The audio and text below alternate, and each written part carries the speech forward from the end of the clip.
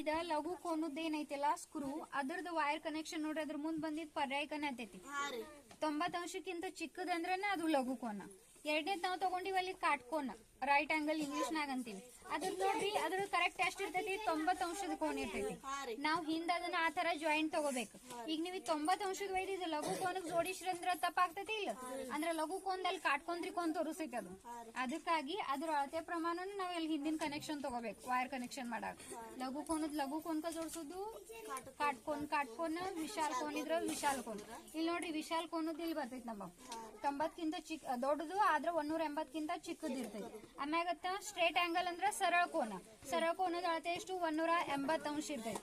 ಆಮ್ಯಾಗ ಮತ್ complete angle ಅಂದ್ರೆ ಏನು ಪೂರ್ಣ ಕೋನದ ಅಳತೆ ಎಷ್ಟು 360 ಅಂಶದ ಕೋನ. ಲಾಸ್ಟ್ ಒಂದು ಉಳಿದೈತಿ ರಿಫ್ಲೆಕ್ಸ್ ಆಂಗಲ್, ಅದು 180ಕ್ಕಿಂತ ದೊಡ್ಡದಿರ್ತೈತಿ ಆದ್ರ 360ಕ್ಕಿಂತ ಚಿಕ್ಕದ್ ಇರ್ತೈತಿ. ಅದಕ್ಕೆ ನಾವೇನಂತೀವಿ